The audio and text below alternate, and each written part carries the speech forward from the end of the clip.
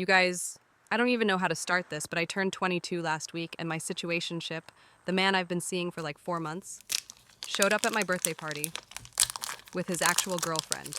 Not a plus one. His real, long term, we live together girlfriend. I'm still shaking. Okay, so let me rewind. We'll call him Jake. I met Jake through a mutual friend who honestly, I'm now convinced hates me because she knew he wasn't single.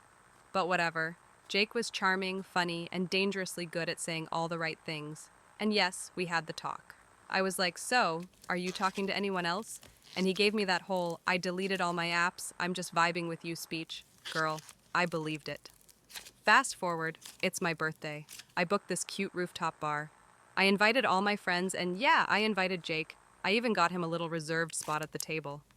Because I'm a clown, apparently. So I'm doing my little soft glam moment in the mirror, literally feeling so good, and boom, I get a text. Hey, I'm here. I'm excited. I'm like, okay, maybe this is the night he makes it official. LOL. I walk to the elevator, and when it opens, tell me why he's standing there with a girl. A girl who looks just like me, by the way. Like, we could be in the same hot girl starter pack TikTok. She hugs me, and goes, thanks so much for inviting us. And I'm just frozen. Jake's just standing there like, so I do what any self-respecting woman would do. I go, OMG, I'm so glad you could make it, and walk them right to the table, the one I reserved for him. And then I take my bestie by the arm, walk to the bathroom, and proceed to have a full mental breakdown over the sink. Turns out they've been together for 2 years, and she thought I was his coworker. Why? Because he told her I was hosting the party for my startup team. What startup? Bitch, I'm in marketing. The worst part? He stayed. He stayed the whole night like nothing happened. Danced, ate the cake I bought, took photos with people. And you know what? When I finally confronted him the next day, he said, well, technically, I never said we were exclusive. Sir. Sir, you used a pet name with my mom. Anyway, now I'm just here to remind you, if he's charming, funny, and emotionally available within 48 hours of meeting, he's practiced. You're not the first, you're the latest. And no, I didn't kick him out. I let his girlfriend find out with the rest of us. She walked out during the birthday toast. Iconic exit. Moral of the story? Don't trust a man who says, I'm just vibing. That means he's vibing with everyone. Period. Guys, I need to vent. I live with the most chaotic person on earth. No, like, actually. My roommate literally faked a full-blown panic attack just to get out of doing the dishes. I wish I was exaggerating. So I live in a 3-bedroom apartment with 2 other girls. We'll call them Alex and Mel. I love Mel. This is not about Mel. This is about Alex, aka the roommate who thinks chores are a personal attack. Now here's the thing. We made a cleaning schedule. Like civilized adults. It's on the fridge, color-coded. Everyone agreed. Alex even said, I love structure. Lies. It's a Sunday night, Alex's dish day. The sink? Full. Like there's stuff in there that I swear came from another timeline. I remind her like, hey, just a heads up, today's your turn. She goes, yeah, totally, I got you. Did she got me? No, she forgot me. Hours pass. I come back from grocery shopping and the kitchen's the same. I'm like, okay, I'll just say something again. So I knock on her door and she goes, super quiet. I'm not doing well mentally right now. Now I'm not a monster. I was like, OMG, totally okay. Just let us know if you need space or help. But then she posts a video on her story like 15 minutes later, lip syncing to Doja Cat with a full beat on. Mental health recovery arc, fast. Then at like 10:45 p.m., Mel, angel that she is like, I'll just do the dishes, it's fine. And suddenly Alex comes storming into the kitchen looking like she's in the middle of a melodramatic high school play and says, can we not gang up on me right now? Girl, we are washing plates. She drops to the floor, starts doing this shaky breathing thing, like literal hyperventilating. I rush over and I'm like, do you need water? Should I call someone? And she goes, and I quote, no one cares about me unless I'm cleaning. Mel and I just look at each other like, do we live in an HBO series? Is this an episode? Long story short, she refused to do the dishes, ended up rage crying into a Pop-Tart, and slammed the bathroom door so hard it knocked our towel rack off the wall. She's fine now. She posted a thirst trap the next day with the caption, healing. No acknowledgement, no apology, just vibes. Okay, hear me out. If you've ever wondered what it feels like to die of secondhand embarrassment while still alive, I can confirm it's possible. Because I accidentally sent a full emotional breakdown intended for my therapist straight to my boss. And not just any boss.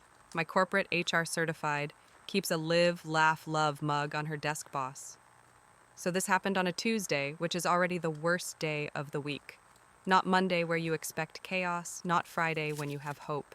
Just Tuesday, bleak, dead in the middle. Anyway, I just finished a super intense therapy session. Like full tears, breathing exercises, the whole inner child deserves love vibe. My therapist had asked me to start journaling in the mornings, and this was my first try. Except I didn't journal. I texted. Because I'm a millennial in crisis, and writing by hand makes me feel like I'm submitting homework. So I open iMessage, type out this huge, raw, extremely not safe for work brain dump. Stuff like, every time I open my inbox, I feel like I'm being hunted. Pretty sure I disassociate through 80% of meetings. I don't even think I hate my job. I think I just hate existing inside a capitalist structure designed to bleed me dry and call it productivity. You get the vibe. Now here's where I messed up. I'd texted my boss literally 5 minutes before to let her know I was running a few minutes late to our 9:30 meeting. So her name was sitting pretty right at the top of my screen, and me, in my post-cry haze, just hit send. It wasn't until I got the little delivered under her name that I realized. I stared at my phone like it just confessed to murder. I scrolled up, and yeah, my therapist's name is Dr. K, and my boss is just Karen with a damn sunflower emoji. How did I miss that? I go full panic mode. First instinct, delete the message. But you can't unsend a damn iMessage unless it's to another iPhone, and Karen's a Samsung girly. Of course she is. I debated faking a power outage, or maybe sending another message like, LOL, ignore that, it was for a friend. But like, what friend? What friend needs to know I feel like I'm watching my own funeral every time I open Slack? And then, she replied. She replied 10 minutes later, which means she definitely read it, probably reread it, maybe screenshotted it for HR, and then crafted her little professional response. And it said, "Hey, thanks for sharing. I'm really sorry you're feeling that way. Please don't hesitate to take a mental health day if you need one." With a heart emoji, a red heart, not a like, not a thumbs up. She full-on hearted the emotional breakdown, like it was a birthday text. At this point, I wanted to evaporate, just full Thanos snap, dust cloud, gone. But here's the part that truly broke me. I had to get on Zoom with her like 20 minutes later, camera on, face still puffy from crying. I tried to fix it with concealer and caffeine, but I still looked like I'd been run over emotionally. The meeting starts and she's got her usual tone, overly cheerful, but also slightly dead inside. She says, "Hope you're feeling better today." And I just go, "Yeah, haha, allergies." Allergies. I blamed emotional collapse on pollen. She nodded. We went over the quarterly deck like nothing happened. But I saw her eyes. She knew. I made it through the meeting, closed my laptop, and then spent the next 2 hours spiraling in silence, rethinking every message I've ever sent to anyone. Ever. And just when I thought it couldn't get worse, our HR department sends a company-wide email the next day about mental health resources. With the subject line, "It's okay to not be okay." So now I'm convinced she forwarded it. Or worse, that I'm the reason for the email. Anyway, we haven't spoken about it since. I still have a job, but every time I get a Slack message from her, my soul briefly leaves my body. So, this is gonna sound fake, like fan fiction level drama, but it's real. And it made me realize I didn't lose a boyfriend. I lost a best friend, who was apparently just waiting for her influencer origin story. Okay, so I dated this guy, Marcus, for almost a year. He wasn't trash. He wasn't great either. He was just one of those medium-grade men who survive on vibes and deodorant. But when it ended, it wrecked me. Like full crying in the shower, can't eat, can't sleep collapse. And through all of that, my best friend Jade was there for me. Keyword, there. Because I thought she was comforting me. Turns out she was collecting screenshots. Let me back up. Jade and I had been friends since freshman year of college. I mean, best friends. She helped me move apartments. I held her hair while she cried over situationships, like real, messy, ugly friendship. So when I broke up with Marcus, obviously she was my first call. I told her everything. And I mean everything. The fights, the last messages, the stuff I regretted saying, like she had a full front row seat to the disaster. Fast forward 2 weeks. I'm still in post-breakup hell. I'm off social media. Haven't posted in days. I'm doing the healing offline thing. And then my cousin sends me a TikTok and goes, isn't this about you? It's Jade. On TikTok. Full face of makeup. Caption says, my best friend just got dumped after a year of gaslighting and manipulation. Here's how I helped her glow up. She called it a glow-up arc of my trauma. And she's sitting there, smiling into the camera, talking about how she had to pull me out of the trenches, and if your girl's man ain't treating her right, step in and fix her crown. And at first I was like, okay, maybe this is just vague, maybe she's generalizing. But no. The examples, word for word from my life. She talks about a fight we had over birthday plans. That was me. She mentions he lied about his phone dying during a concert. Me. She ends the video with, let me know in the comments if you've ever had to help a bestie escape a toxic king. It had over 400,000 views. She replied to dozens of comments like, ugh, you were such a good friend. Your bestie is lucky to have you. She's glowing now thanks to you. And I just sat there, stunned. Like, bro, I'm not glowing. I'm in bed eating cold pasta and re-watching Fleabag. What do you mean, glowing? I texted her, I said, hey, is that video about me? And she goes, girl, it's not that deep. I didn't use your name. I'm just trying to grow my platform. Grow your what? So I said, you used my pain for your content. You didn't even ask. She hits me with, you're being really sensitive right now. Maybe take a break from socials. Not, I'm sorry. Not, let's talk. Just, I'm ruining her vibe. Anyway, I unfollowed her. She blocked me. 2 days later, she posted another video titled, What to Do When Your Best Friend Turns Toxic After a Breakup. So now, apparently, I'm the villain in her TikTok saga. No joke, people were commenting like, you did the right thing cutting her off. Like, ma'am, I got dumped, I cried in your lap, and you used it as your clout farming campaign. Moral of the story? Sometimes it's not the ex you need to heal from. It's the friend who saw your heartbreak as engagement bait. So I had this situationship with a guy named Brandon. Not a boyfriend, not even close. Just that weird in-between where we hang out, flirt, sleep together, but apparently have zero obligation to each other. Modern romance, I guess. Anyway, I'd casually mentioned Brandon a few times to my mom, just like, oh, I saw Brandon last night, or Brandon sent me this weird meme. Didn't think anything of it. But apparently my mom decided that if I mention a boy's name more than once, she's legally obligated to investigate him like he's a criminal witness. So one night I'm chilling at her house, and she says out of nowhere, is Brandon still working at the film company? And I'm like, huh? I never told her where he worked. I go, how do you know that? And she just shrugs and says, I looked at his Instagram and LinkedIn, public info. I swear I sat there in total silence for 10 seconds just trying to compute what she said.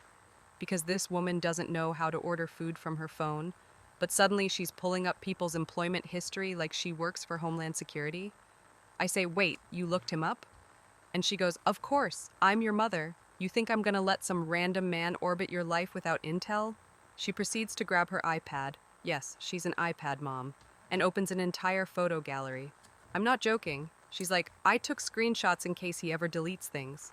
She had photos from his tagged section, posts from 2019, old comments. One of them was him saying, looking good, under some girl's mirror pic. She looks at me and says, do you think that's appropriate behavior for someone who's dating my daughter? I'm like, we're not even dating. She goes, that's worse. It gets better. Apparently, she saw a picture of him and another girl at a concert. And instead of minding her business like a normal parent, she reverse searched the girl's username and found out that she has a Depop account. Then she starts showing me screenshots of the girl's reviews saying, I don't trust her. She overcharges for vintage Levi's. I thought she was done. I hoped she was done. Then she drops the bomb. She messaged him. From her Finsta. I didn't even know she had a Finsta. She tells me she sent him a message that said, Hi Brandon, you don't know me, but I'm very protective of the women in my life. Just curious, what are your intentions? I genuinely almost passed out. Like heart stopped, mouth dry, soul left my body moment. I yell, "You did what?" And she goes, "Relax, he hasn't even opened it, probably because he's guilty." The audacity, the pure, unhinged confidence. She ends the conversation by saying, "I know you think I'm overreacting, but you'll thank me later. And if you don't, your therapist will." I still haven't told Brandon. He probably thinks a random boomer threatened him online, which honestly is accurate. I swear this isn't clickbait. I went on my very first Tinder date, got all excited, dressed up, shaved everything, and ended up almost making out with my cousin. And the worst part, he knew before I did. So let me set the scene. I'm in my last year of college. I've never really done dating apps, but all my friends keep telling me to get out there. So I finally cave and download Tinder. Within like 2 hours, I match with this guy named Jason. He's hot, like objectively. He looks like he DJs part-time but also reads books for fun. I'm into it. We start chatting. He's funny, smart. We have weirdly similar humor. He asks me out for drinks that weekend. I say yes. Boom.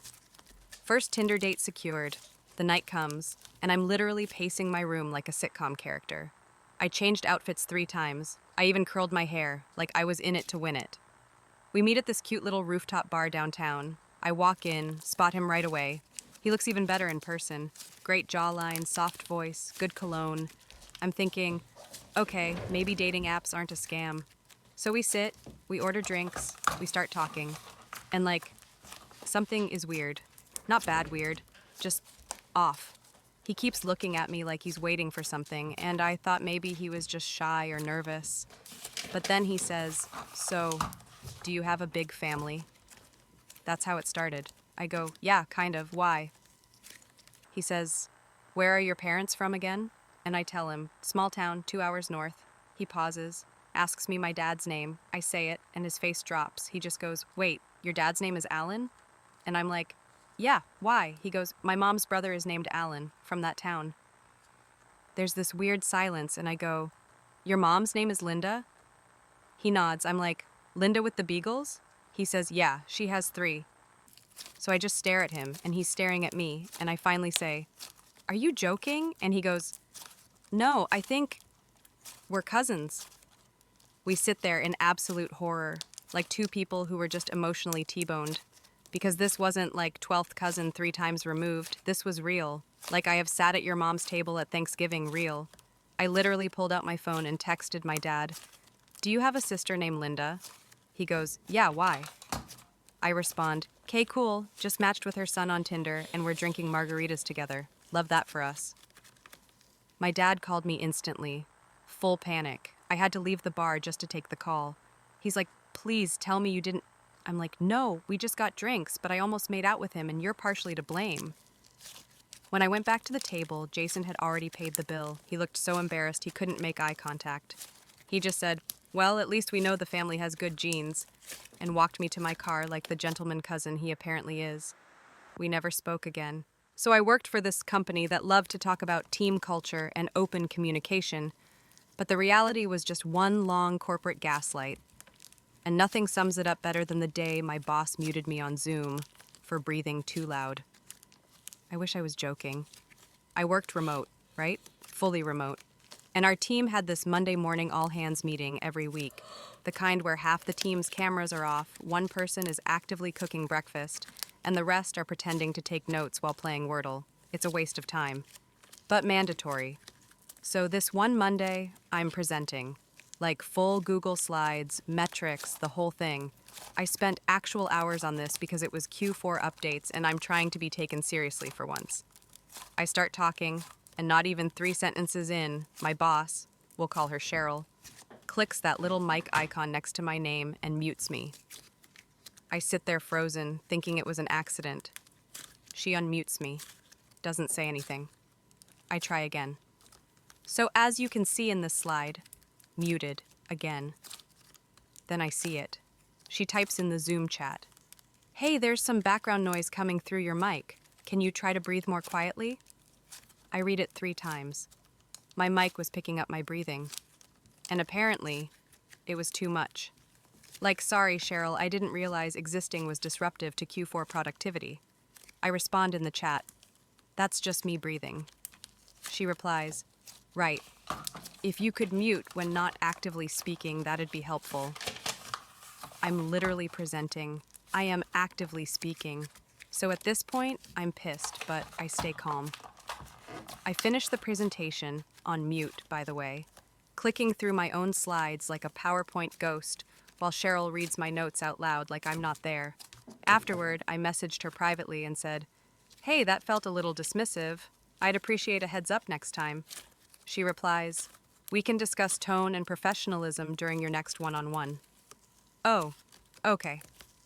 Tone and professionalism. Let's talk about tone. Because 10 minutes later, she starts another meeting about team alignment. And you know what I did? I joined, turned on my camera, unmuted myself, and said, "Hey guys, just a quick update from me. I'm resigning, effective immediately. I'll breathe wherever I want. Have a great quarter." And I logged out. No 2 weeks, no exit interview, just vibes and passive aggression. She called me 5 times after, sent me an email with the subject line, "Can we chat?" And I blocked her like she was a toxic ex, because honestly, she was. I don't even know how to explain this without sounding unhinged, but I literally caught my boyfriend flirting with another girl through his Apple Watch while we were sitting side by side on the couch. And the man had the audacity to act like I was invading his privacy. "Sir, your wrist lit up like a Christmas tree. Let me rewind." We'd been dating for like 7 months. At first, everything was cute. He'd send me good morning texts, planned surprise dates, even learned how to spell my cat's name correctly. I really thought I had found a decent man, which already should have been a red flag. But over time, he got lazy. Less, "Can't wait to see you," more, "Want to come over and chill." Which, okay, fine, relationships settle. But then he started getting secretive with his phone, like turning the screen away from me when texting, keeping it on Do Not Disturb even during dinner. But the kicker? He started wearing his Apple Watch constantly, in the shower, at night, during sex. I swear I thought he was tracking calories or something. Turns out he was just tracking new women. So one night, we're chilling on the couch, movies on, my legs are across his lap. Cute, right? Domestic bliss. He's scrolling through TikTok on his phone, and I glance over, not even snooping, just vibing. And I see the screen is blank. Black. Locked. But I can tell he's still getting notifications, because his wrist keeps lighting up. So I look, I glance at his watch, and I see a name pop up. Ashley? Yeah. A heart. A white heart. Then another notification. Ashley. Haha, I'm blushing, stop kiki. Now let me paint the picture. This man is sitting right next to me, in my house, eating snacks I bought, watching a movie I picked, and his wrist is buzzing with thirsty messages from a girl who types "stop key," like that's normal behavior. I say nothing at first. I just sit there, watching, silent. His eyes never even leave the TV. Then he starts texting her back, from his watch. Little taps on the screen, like a teenager hiding from his mom. I go, "You texting someone?" He jumps, real subtle. He says, "Nah, just checking the time." I go, "You check the time by typing on your watch now?" He goes, "No, I was swiping something away." Okay, cool. I sit for 1 more minute. Then I reach over, grab his wrist, and tilt the watch toward me. He tries to pull back, but I already saw it. Whole thread. Flirty texts. From Ashley. From this week. I ask, "Who's Ashley?"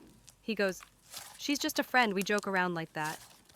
I say, "You joke around so hard she blushes through iMessage?" He says, "You're overreacting."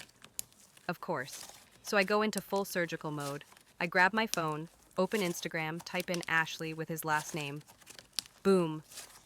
Tagged photos. She's in his comments. She's liking shirtless pics. And one caption says, "Can't wait for our weekend." I show him the phone and go, "Which weekend is that?" He goes silent. Absolutely nothing, like statue mode. I told him to get out. I didn't yell. I didn't cry. I just stood up, pointed at the door, and said, "You can flirt through your watch, but you're not going to sleep in my bed." He left in socks, didn't even put on his shoes. I locked the door behind him and blocked every Apple device he owns. Let me start by saying, I am not okay. I have never emotionally recovered from what happened in that Zoom room. This is not a funny story. This is a cautionary tale about what happens when your brain short-circuits under pressure and decides to ruin your life. So I had this sociology class, fully online, 9 a.m., cameras on, presentations mandatory, already a nightmare. Our professor, Dr. Henderson, was one of those overly enthusiastic types. Always smiling, always asking open-ended questions, the kind of guy who says, "Let's circle back," unironically. Anyway, that week we had to present our final projects. And because I hate myself apparently, I chose to go first. I'm already stressed. I'd stayed up until 3 a.m. fixing the slides. My internet was lagging. I had coffee, but it wasn't doing anything except making my heartbeat sound like dubstep. I log in, I share screen, I start presenting. I'm halfway through slide 3, trying to explain systemic bias in hiring practices. Super serious stuff. When Dr. Henderson unmutes and says, "You're doing great, keep going." And I don't know what happened. Maybe it was the nerves. Maybe it was the fact that I'd just FaceTimed my actual dad right before class. But I looked him dead in the eyes and said, "Thanks, Dad." Silence. Dead, soul-crushing, heart-stopping silence. I heard one person mute themselves too late and let out a wheeze. Another girl turned off her camera entirely. Dr. Henderson blinked, then goes, "I'll, take that as a compliment?" And I just froze. I was like, oh my God, I meant to say, Dr. Henderson, I am so sorry. I have an actual dad. You are not him. I didn't mean, oh my God. It was word vomit, pure panic. I couldn't stop talking. The more I tried to explain, the worse it got. He laughed, politely, but the damage was done. For the rest of the presentation, I could barely form coherent sentences. I said, so many times I sounded like I was buffering in real life. When I finally ended the call, I collapsed face first into my pillow and considered dropping out entirely. And the worst part? The class recordings get uploaded to the shared folder. So now there's a digital file named SOCU202 Final Presentations that contains footage of me accidentally calling a man with 3 degrees dad in front of 26 witnesses. 2 of my classmates DM'd me after to say, "Hey, you handled it so well." I did not. I panicked like a cornered raccoon. This might be the most confusing, chaotic, and undeserved thing that's ever happened to me. And I once got dumped over voicemail, so that's the bar. It's a Saturday night. I'm literally at home. Hair in a claw clip, no makeup, eating leftover Chipotle while watching bad reality TV. Like I'm living my peaceful, boring, absolutely not social life. And then my phone starts blowing up. First, it's a missed FaceTime from my friend Rachel, then another, then texts. "Where are you? Did you seriously do that? They're talking about you right now." I'm like, what? I call Rachel back and she answers in full chaos. Music blasting, people shouting, and she goes, "You need to get down here and explain yourself." I ask, "Where is here and what did I do?" She says, "At Lexi's party? Everyone's freaking out about you showing up uninvited and screaming at Maddie." I go completely silent because I haven't left my apartment all day. I haven't screamed at anyone. I haven't been to a party. I'm literally in sweatpants. I ask, "Rachel, you saw me?" She says, "Well, I didn't, but people said you were here." Said, not saw. Interesting. Apparently, someone had shown up at Lexi's birthday party. A girl in a black crop top and jeans. Started yelling at Maddie about stealing her man, knocked over a bottle of Prosecco, and stormed out. And a few drunk guests swore it was me. Why? Because apparently the girl looked like me and was carrying herself with the same energy, whatever that means. So now I've got people texting me like I'm a villain in a Netflix teen drama. Even Lexi herself, who I barely know, messages me like, "I don't know what kind of drama you were trying to bring into my house, but I don't appreciate it." I reply, "I wasn't even there. Check the timestamp on your Ring camera." 10 minutes later, she sends me a screenshot from the security footage. And I won't lie, the girl does look like me. From the back, same hairstyle, same height, same kind of outfit. But when she turns to the side, completely different person, like not even close. I screenshot it, draw circles on the screen like I'm presenting evidence in court, and send it to everyone who texted me. Not me, still home. Check the timestamp, I was literally ordering DoorDash. And guess what? Not a single apology, just a bunch of, "Damn, that's wild," and "LOL, my bad." No one even tried to unkick me out, not that I was going. but it's the principle. I honestly still can't believe this happened. My ex showed up completely uninvited to my situationship's birthday party and acted like he was the one being disrespected. It was so bold, so theatrical, I almost respected it. Almost. Okay.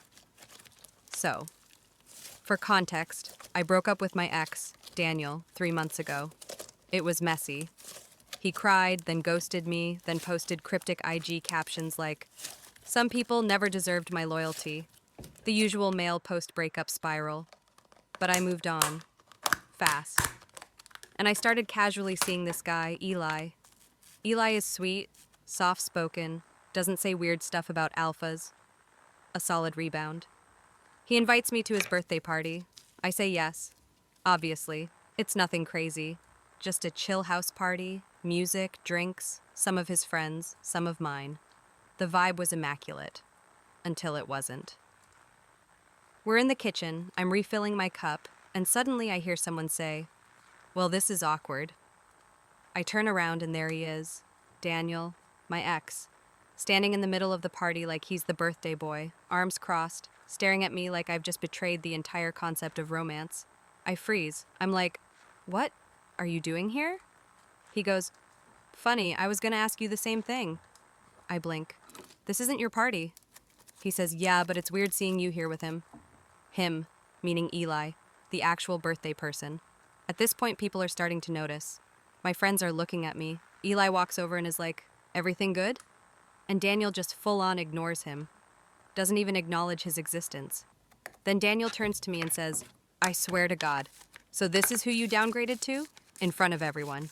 Eli just goes, "Dude, who are you?" Daniel looks him up and down and goes, "I'm the guy she used to love." I wanted the floor to open and swallow me whole. I said, "Daniel, leave." He goes, "Why? You can't face your past?" This man had fully created a drama monologue in his head and decided to perform it here, at someone else's birthday, in a stranger's kitchen. I said again, "You weren't invited. You're making people uncomfortable. Leave." He finally leaves, but not before dramatically knocking over a red Solo cup on the counter and saying, "Enjoy your mediocre romance." We all stood in silence for a good 10 seconds before someone whispered, "What the hell was that?" Eli was chill about it. Surprisingly, he was just like, "Well, that was weird. Want cake?" Which honestly made me like him more. This is hands down the most socially confusing thing that's ever happened to me. My therapist, the woman who listens to me cry about attachment issues and overthinking, accidentally liked one of my thirst traps at 2 a.m. from her real account. I'm not okay. Okay, so I've been seeing this therapist, let's call her Jean, for about 6 months. She's great. Soft voice, cool glasses, says things like, "And where do you feel that in your body?" You know the type. Very professional, very supportive. I'd never thought of her as someone who existed outside our Zoom sessions. Like, I know she has a life, but in my brain she powers down like a robot when I'm not talking to her. So I post this Instagram story. Not even a regular story, a close friend's thirst trap. Just me, mirror selfie, low-cut top, captioned, "He won't answer, but I look like this." Total main character delusion moment. It was supposed to be seen by, like, 5 people, maybe 7. Certainly not my licensed mental health provider. Anyway, I'm lying in bed, fully vibing to sad music, when I get a notification. "Jean liked your story." I stared at my phone like it just insulted my mom. I blinked, checked again. Yep, her full name, profile photo, her real account. No mistaking it. At first I thought maybe she accidentally followed me or it was a glitch, but no. I clicked into it and saw she'd been viewing my stories for a while. Like, not just this one. The one where I posted my iced coffee and wrote, "Inner peace looks like this." She'd seen that too. So now I'm spiraling, like full mental spin out. Did I ever give her my Instagram? No. Did I say something in therapy that made her look me up? Maybe. Maybe I mentioned my username once in passing, or maybe she Googled me. I don't know. But here's the kicker. This wasn't a scroll like. This was a story tap. You have to hold it, view it, and then intentionally hit that tiny little heart in the corner. I didn't sleep that night. I just lay there thinking, does she think I'm hot? Does she think I'm unwell? Is this a boundary violation, or am I the boundary violation for posting it in the first place? The next session was pure hell. I log into Zoom. She smiles and says, "How are you feeling today?" And all I can think is, "You saw my boobs." I try to keep it together. I say, "Fine, I guess," and immediately feel the urge to apologize for having a body. Then she brings it up. She goes, "I want to acknowledge something really quickly because I don't want you to feel weird or unsafe." And I'm thinking, oh God, here it comes. She says, "I somehow ended up on your Instagram. I believe you mentioned your username once, and it auto-filled when I was typing something unrelated. I didn't mean to like your post, and I'm sorry if that felt invasive." So now I'm nodding like, it's totally fine, while my soul detaches and floats above the call. She offered to unfollow me and said we could talk about boundaries if I felt weird.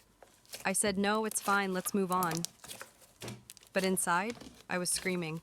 So I've officially cut off this girl I considered one of my closest friends, because she turned my actual trauma into her entire aesthetic, like she was collecting it like mood board content. I wish I was exaggerating. Let's call her Tara. We met in college. She was loud, funny, overshared a lot. But I didn't think much of it. I've always had a small circle, and she kind of forced her way into it. At first, I thought she was just one of those people who adopts others. Turns out she absorbs them. Anyway, a few months into our friendship, I finally open up to her about something I'd never really shared.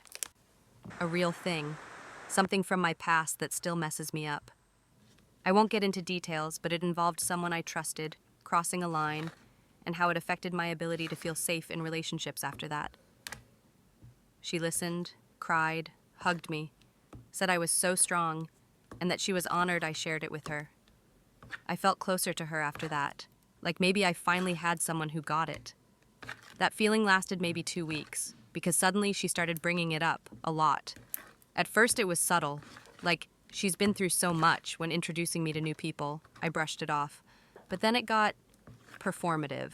We're out one night with a new group. Someone jokingly says, I give off cold girl energy, and she immediately goes, well, she's had a really traumatic past with men, so she has walls up. Like, what? Who gave you permission to explain me? It didn't stop there. She started referencing my story like it was part of her brand. She posted a TikTok with the caption, supporting my friend through her healing era, and used my situation as the backdrop for her emotional labor content. She even put a trigger warning, like she was the one who needed it. The comments? All praising her. You're such a good friend. She's lucky to have you. You're doing the work most people won't. Meanwhile, I'm sitting there like, you're literally farming sympathy off something that didn't happen to you. I confronted her. I said, hey, I didn't tell you that so you could repeat it to strangers or build a TikTok storyline around it. She says, I swear, I'm just trying to raise awareness. No, you're raising engagement. She kept defending it. Said I was projecting shame and that it's healing for everyone to talk openly. I said, you're not talking openly. You're talking about me. She rolled her eyes and told me I was being dramatic. That's when I walked out, fully left the cafe mid-convo, blocked her on everything, told mutuals not to put us in the same room again. Okay, so I fully faked being French to escape a Tinder date, and I'm not proud of it, but also I kind of am, because sometimes lying is self-care. So I matched with this guy named Corey, looked cute in pictures, seemed kind of dry over text, but whatever. I was bored and my standards were on vacation. We agreed to meet at this wine bar downtown that was trying so hard to be classy, but literally served rosé in plastic cups. He walks in, and I immediately regret everything. First of all, he looked nothing like his pics, like not even catfish, just outdated. His main photo was clearly from 2018 and taken from above, in good lighting, at a flattering angle, while sitting down. This man stood up and revealed a completely different species. Fine. Looks aren't everything. But then he opened his mouth, and I wish he hadn't. Within 10 minutes, he'd already told me. His ex was crazy 3 times. He doesn't believe in therapy, and that women who wear too much makeup are insecure. While I sat there with a full beat and a winged liner sharp enough to cut glass. I tried to be polite, tried to steer the convo, but then he snapped his fingers at the waiter, like literally snapped, and said, hey boss, Can we get the good stuff? I wanted to crawl into my own skin and disappear. So I did the only logical thing. I left, but not dramatically, not loudly. I didn't fake a phone call or say I was sick. No. I took the unhinged route. He went to the bathroom. While he was gone, the waitress came by and asked if I needed anything. I looked her dead in the eyes and said, "Je ne parle pas anglais." She paused. I repeated it. "Française. Je suis en vacances." She nodded, very confused, and walked away. He came back. I stared past him like I didn't know who he was. He sat down and said, "Sorry about that." I just blinked and said, "Pardon?" With the worst fake French accent you've ever heard in your life. He looked panicked, like real concern in his eyes. He said, "Wait, what?" I shrugged. "Je ne comprends pas. Anglais? Non."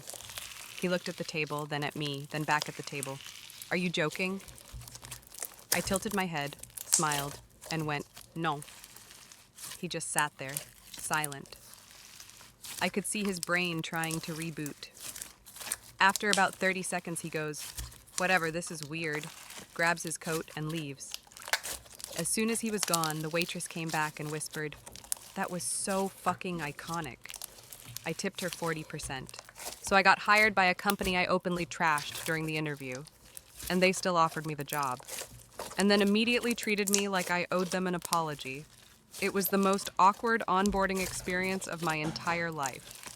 Let me explain. I'd been job hunting for like 3 months. Rejections, ghosting, fake, will be in touch emails, you name it. I was burned out and getting reckless. So when I got an interview with this mid-sized marketing firm, I didn't even prep. I was like, whatever, let's just see what happens. Here's the thing. I'd already heard bad things about this place. A girl I used to work with had done a contract there and told me their creative team was run by sad dads with ego issues, and that the company made everyone return to the office just to sit on Zoom calls anyway. So when I got on the interview and they asked the dreaded "what made you apply to us" question, I panicked and just told the truth. I said, "Honestly, I didn't apply directly. Your recruiter reached out and I figured I'd take the call. But I've actually heard mixed things about your company culture, so I'm curious to see how you address that." Silence. Long, long silence. One guy clears his throat. Another one goes, "Well, we appreciate the honesty." I thought I bombed it. I texted my friend immediately after and said, "I just accidentally roasted the whole company to their faces." She sent back, "Queen behavior. Now block their email." Except, they offered me the job. 2 days later, full offer letter, decent salary, remote flexibility. I was stunned. I figured, okay, maybe they appreciated the honesty. Maybe they want someone who challenges things. So I accept. First day comes. I log into orientation. My name pops up in the Zoom call and someone immediately goes, "Oh, the brutally honest one has arrived." It was joking, but the kind of joking that's not really a joke. Then my direct manager brings me into a one-on-one and says, "Let's try to create a more positive tone this time around." This time around. Like I hadn't even started yet, and they were already referencing my interview like it was a crime. The tension never let up. Every idea I pitched got the most awkward silence. If I disagreed with anything, someone would say, "Well, we know you're not shy." I became that person, the one they rolled their eyes about in Slack. And the worst part? They kept assigning me culture-related tasks, like asking me to lead an initiative on team engagement, as punishment. I swear it was revenge disguised as collaboration. I lasted 6 weeks, 6. I made the mistake of going to a house party completely sober. Not, I had one drink and slowed down sober. I mean completely, painfully, full consciousness sober, and I don't think I'll ever emotionally recover from what I witnessed. Okay, so, I had just started a new antidepressant, and my doctor was like, "No alcohol while your brain adjusts." Fine, cool, I wasn't going to be boring about it. Just chill, bring a soda, socialize, bounce early. My friend Jenna invites me to this party. Super low-key, she says, just a few people. That was a lie. I show up, and there are at least 40 bodies in a house that could reasonably fit 15. The second I walk in, I'm hit with a wall of vape clouds, spilled beer, and someone screaming along to early 2010s dubstep like their life depends on it. I find Jenna, who's already 2 drinks in, and yelling, "I'm so glad you're here." In that way, that means she's about to abandon me for the rest of the night. And she does. So now I'm standing in the corner, sipping my Sprite like it's champagne, watching an actual car crash of a social situation unfold. One girl is crying in the hallway. Another is trying to climb onto the kitchen counter to twerk but keeps slipping. A guy in a bucket hat is explaining cryptocurrency to a girl who looks like she wants to be euthanized. Then a couple starts fighting, like screaming, push each other, kitchen floor fighting. Everyone's pretending not to notice. I'm standing 2 feet away, frozen, like I've just wandered into a stage play with no lines. Then the fire alarm goes off. Why? Because someone thought it would be funny to microwave a fork. Everyone starts panicking. One guy opens the front door and yells, "It's the cops!" Which is a lie, but still causes a stampede. People running in all directions, dropping drinks, knocking over chairs. I literally get body checked by a girl carrying an entire bottle of tequila like it's her baby. And the worst part? I can't leave because my friend Jenna's in the backyard, sitting on the ground trying to FaceTime her ex while someone braids her hair. She doesn't have her keys or her shoes. I finally drag her inside, and we find her missing heels in the fridge. I don't know. I didn't ask. I drove us home in complete silence. She passed out in the passenger seat. I sat there in the dark afterward, still hearing the bass from that dubstep song in my skull and questioning all my life choices. This is the story that made me realize some people aren't addicted to drama. Wait, they are the drama. Because my friend literally faked having a stalker just so people would pay more attention to her. And I didn't figure it out until the cops were almost involved. So, let's call her Morgan. We met through mutual friends and started hanging out more when we both went through breakups around the same time. Trauma bonding. At first, she was fun. Loud, wild, always had a story. But over time, her energy shifted from life of the party to main character complex with side effects. It started with weird little things. One night, we're at a bar, and she gets a random DM from an account with no profile picture saying, "You look good tonight." She shows me, clearly freaked out. I ask if it's someone she knows. She says no. We brush it off. Next week, she gets another DM. Different account, same vibe. "Red looks good on you." Okay, weird. I ask if she told anyone where we were going. She says no. Starts saying stuff like, "I think someone's watching me." Now I'm worried, like real concern. I offer to walk her home, install a camera near her door, whatever she needs. She seems shaken, but also weirdly energized by the attention. Then it escalates. She shows me a note left on her windshield. Block letters. Creepy message. She's freaking out. I'm like, "Let's call the police." She goes, No, I don't want to make it a thing." Red flag. She starts posting cryptic IG stories. Stuff like, "You think I don't know you're watching me? You'll never break me." People start DMing her, comforting her, sharing her posts, commenting things like, "Stay safe, queen." She loves it, responds to every message, even starts tagging them. Day 7 of being followed. Meanwhile, no one's ever seen this stalker. No one's witnessed anything. And then I catch something. She sends me a screenshot of a threat she got in her DMs, and I notice the font on the username is bolded. Like, it's her alternate account. She forgot to crop it right. I zoom in. I know that formatting. I know it's her, so I test her. I make a fake account, DM her. "I know what you're doing." 5 minutes later, she texts me, freaking out. "He knows, I think he's in my phone." Got you. I call her, ask, "Morgan, are you sure someone's actually following you?" She flips, says I'm victim blaming, gaslights me like I accused her of faking cancer. I say, "I've been with you half the time this stuff supposedly happened and nothing ever adds up. Why no cameras? Why no police? Why are you always the one discovering the messages alone?" She hangs up. 2 hours later, she posts a story. "If you've never been stalked, don't speak on it."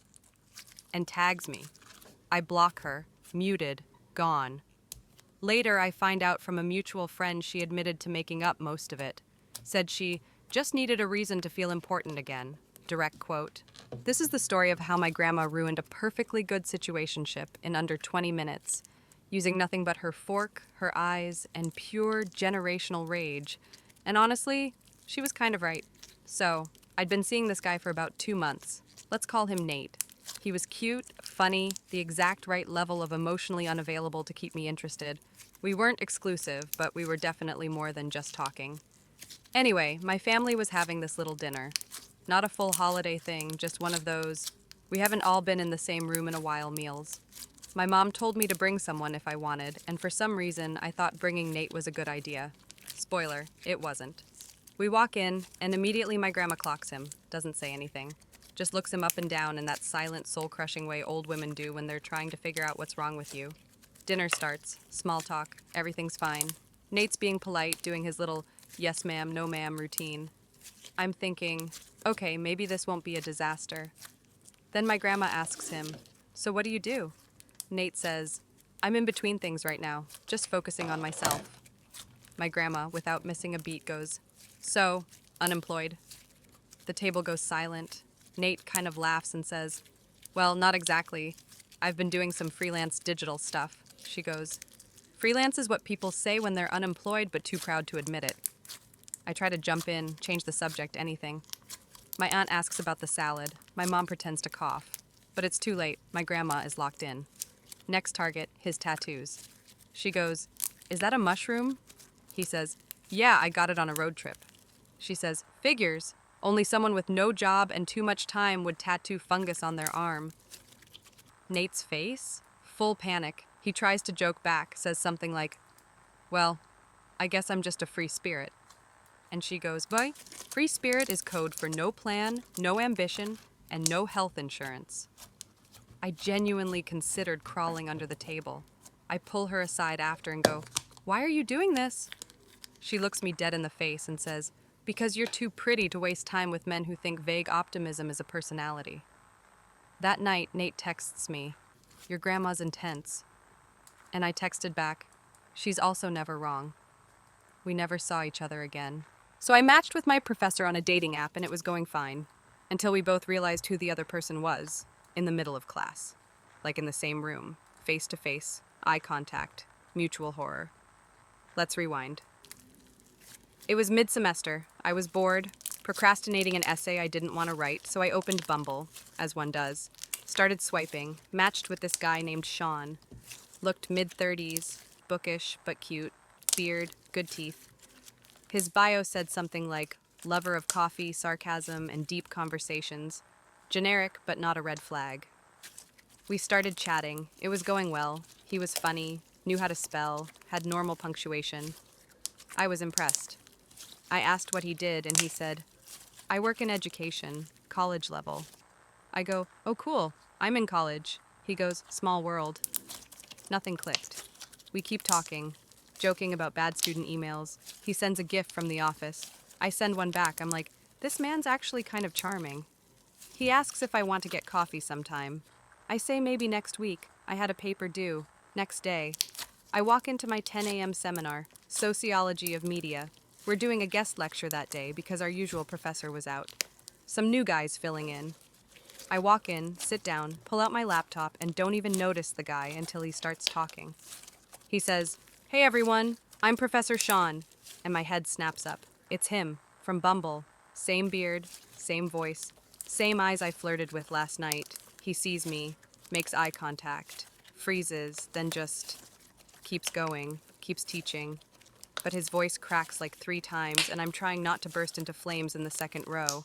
I'm texting my friend under the table like, I matched with our guest lecturer, and he asked me out last night, what do I do? She replies, drop out. After class, I try to sneak out, but he catches me and goes, hey, we should probably not message anymore. I say, yeah, I figured. He goes, sorry, I didn't recognize you from your photos. I say, it's okay, I didn't expect to see your face in real life either. We both awkward laughed like we were on a bad reality show and then went our separate ways. He unmatched me. I dropped the class 2 weeks later. So I broke up with my ex and thought that was the end of it. I blocked him on everything, deleted the pictures, emotionally detoxed. But 3 weeks later, I get a long text from his mom, encouraging me to give him another chance. I wish I was kidding. For context, we dated for about a year. It started off fine. He was sweet, emotionally available-ish, knew how to cook. Solid. But somewhere around month 7, he stopped trying. like fully gave up on pretending to be a functional person, stopped planning dates, would scroll through Reddit during dinner, and once referred to my anxiety as girl problems. So I ended it. Politely, directly, no drama. He cried, I left, it was done. Or so I thought. 3 weeks go by, I'm moving on. Actually doing well. Then I get a text from an unknown number. Hi, sweetheart, it's Mrs. Caldwell. Just wanted to check in and say that you were the best thing to happen to Jason in a long time. I blink. Mrs. Caldwell, his mother. I hadn't spoken to this woman since Thanksgiving, where she spent half the night telling me about Jason's childhood bedwetting and the other half asking when we'd move in together. I keep reading. I know relationships are hard, but Jason's been so sad lately. I really think with some guidance, things could work out. Guidance? She ends it with, You're a special girl. Don't give up on him yet. You bring out the best in my boy. I sat there staring at my phone like it owed me an explanation. I didn't respond right away. I was in shock. I sent a screenshot to my friend, who immediately replied, Block her. I said, She's a 70-year-old woman with a flip phone and Jesus wallpaper. I can't just block her. She makes banana bread. But I had questions.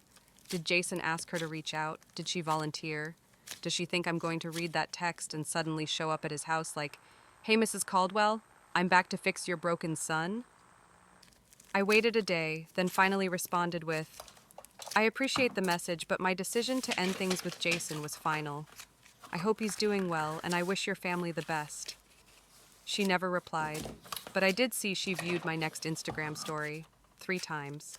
I quit my job because they scheduled a mandatory team meeting at 8 a.m. on my birthday. And no, it wasn't the only reason, but it was the final straw. The moment I realized I was giving too much to people who couldn't even give me one morning off. So I worked at this tech startup, one of those companies that pretends to be chill because the CEO wears sneakers and calls feedback sessions vibe checks. But in reality, it was all control, no compensation. Anyway, my birthday was on a Thursday this year. I had it blocked off on the shared calendar 2 weeks in advance. I even submitted a time off request for the morning only. Not the whole day, not the week, just a few hours to sleep in and maybe get a croissant, like a person who has boundaries. The night before, I get a Slack ping from my manager. Hey, just added an all hands at 8 a.m. tomorrow. Super important, mandatory. I stare at it for a full minute. No apology. No, I saw your time off. Just mandatory. So I respond, Hey, not sure if you saw, but I had requested the morning off for my birthday. She replies, Totally get it. Just pop in for the first half. Pop in for the first half of my own birthday morning, like I'm a guest in my own life. I didn't respond. Next morning, I didn't join the meeting. Instead, I opened my laptop, wrote a 1-sentence resignation email, and sent it with the subject line, This meeting could have been an exit. I logged out. Permanently. 10 minutes later, I get a Slack message from the HR girl. Hey, just wanted to check if you meant to send that? Yes, I meant it. I meant all of it. And the kicker, they still ran the meeting. And in it, my manager said, We'll debrief later on the attitude issue. Attitude? No cupcake? No card? Just an attitude problem? Cool. I accidentally played a voice note from my situationship out loud in the middle of class. And not just any class, a quiet, painfully serious, full attention required lecture. The kind where people bring laptops, not personalities. And the voice note was very much not safe for classroom consumption. Okay, so I had this thing going with this guy named Malik. We weren't together, but it was giving we text until 2 a.m. and pretend we're not emotionally attached energy. Flirty, messy, inconsistent is, you know the type. Earlier that morning, he sent me a voice note. I didn't open it right away because I was running late for class and had that maybe today I'll actually pay attention optimism. So I get there, sit down, open my laptop, and try to focus. And then I remember the voice note. Curiosity gets the best of me. Now here's where I messed up. I thought my AirPods were connected. I swear they were.